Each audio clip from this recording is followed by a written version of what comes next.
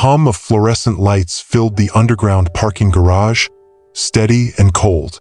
It was past midnight when Victoria Sterling, CEO of one of the city's top investment firms, locked her office door and made her way to her car.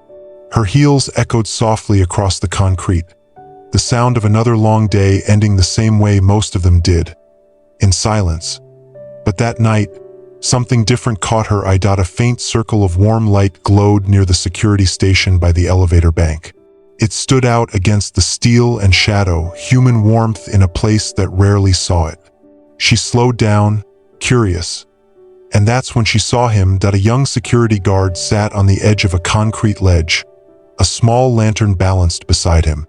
His uniform looked worn, sleeves rolled up. In front of him was an open textbook, thick, dog-eared, covered in handwritten notes. He read with quiet intensity, lips moving slightly as he underlined a passage. Victoria stopped a few steps away, watching in silence. The pages of his notebook fluttered in the faint draft from a nearby vent. A pile of other books sat beside him, all finance and business. She felt something stir inside her. "Excuse me," she said softly. The young man flinched, startled.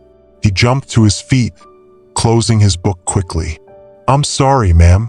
I was just studying. I didn't think anyone would be down here." "It's all right," she said, smiling gently. "I'm Victoria. I work upstairs." He hesitated, then nodded politely. "Daniel Martinez, night security. I was just using my break to review for class. I'm working on my MBA." That caught her attention. "Your MBA?" He nodded again, a little shy. "Yes, ma'am. I take classes during the day and work nights to cover tuition. My wife and I just had a daughter, so I can't afford to slow down." Victoria glanced at the lantern beside him. "Why study here instead of the office?" Daniel looked a little embarrassed. "There are cameras in the office. I didn't want it to seem like I wasn't focused on work. Down here, I can still watch the entrances and keep learning." She looked at his face, tired, determined, but alive with purpose. And for the first time that night, Victoria felt something shift. The CEO in her saw discipline. The human in her saw struggle. She smiled. "Daniel, how long have you been with us?" 3 years, he said. "Since my daughter was born." She paused, taking in the quiet courage behind his words. Then she asked, "What do you want to do with your degree?" His answer came without hesitation. "I want to start a financial consulting firm that helps working families. People like mine. Most of us grow up without anyone teaching us how to manage money. I want to change that." Victoria felt a lump in her throat. His dream wasn't about status, it was about service. "That's a powerful goal," she said. If this story touched your heart, please like, share, and subscribe to Kindness Loom. Then, after a moment of silence, she asked, "How much longer until you finish?" 18 months, he said. "Maybe more. I can only take 2 classes at a time, but I'll get there."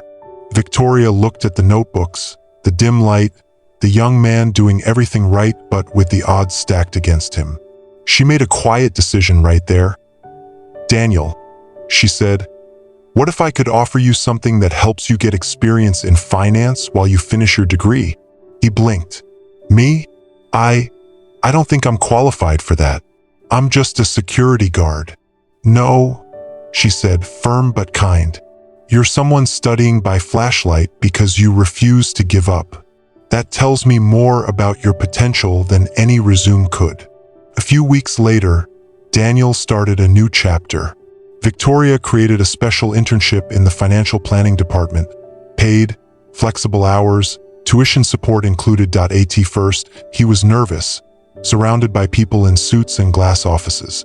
But he learned quickly. His understanding of ordinary families, of rent deadlines and grocery budgets, made him stand out. Clients trusted him. He listened more than he spoke. And that made all the difference. 6 months later, he was one of the company's most requested advisors. His phone never stopped ringing. Families told their friends about the young man who explained investments without judgment or jargon. Victoria watched quietly from her office window, proud but humbled.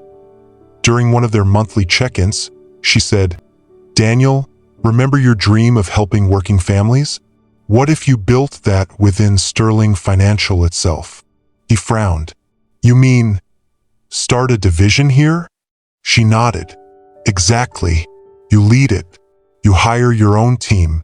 You turn your dream into reality, with our resources behind you."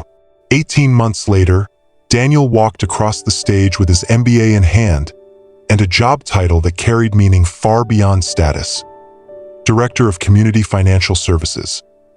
Under his leadership, the new division became one of Sterling's most trusted departments, serving families who once believed wealth planning wasn't for them. His office stayed open late for single parents, small business owners, and anyone who needed a fair chance to build stability. Before you go, wait till you hear what happens next. Stay with us. Company dinner, Victoria stood on stage before hundreds of employees. Her voice carried across the hall as she said, "2 years ago, I found Daniel studying by flashlight in our parking garage. What moved me wasn't just his dedication. It was his dream of using education to lift others. He reminded me that real potential doesn't always shine under bright lights. Sometimes, it glows quietly in the shadows." Daniel walked up to the stage, his young daughter in his arms, his wife smiling from their table. As he took the microphone, the room fell silent. "3 years ago," he said, "I was just a night guard with a dream. Miss Sterling didn't just give me a job. She gave me a chance to build something that helps others believe in their own future." He turned to Victoria. "You taught me that the most important light isn't the one that helps you see the page. It's the one that helps others see their possibilities." Applause filled the hall. Later that night, long after the guests had left, Victoria found herself back in the parking garage. The same cold air, the same hum of lights, but everything felt different now. She walked to the spot where Daniel once sat with his lantern and books. The security station had been upgraded. A bright desk lamp, a soft chair, a small plaque that read, "For those who study in the shadows." She smiled. For years, Victoria had believed success meant climbing higher. That night, she understood something deeper. True leadership isn't about rising above. It's about reaching back, noticing the ones still working quietly below the light, and helping them rise too. She looked up at the ceiling, the glow of the overhead lamps soft against the concrete. Somewhere above, her company was thriving.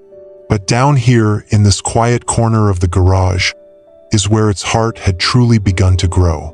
Touched your heart? Please like, share, and subscribe to Kindness Loom, where we bring real stories of kindness, courage, and second chances.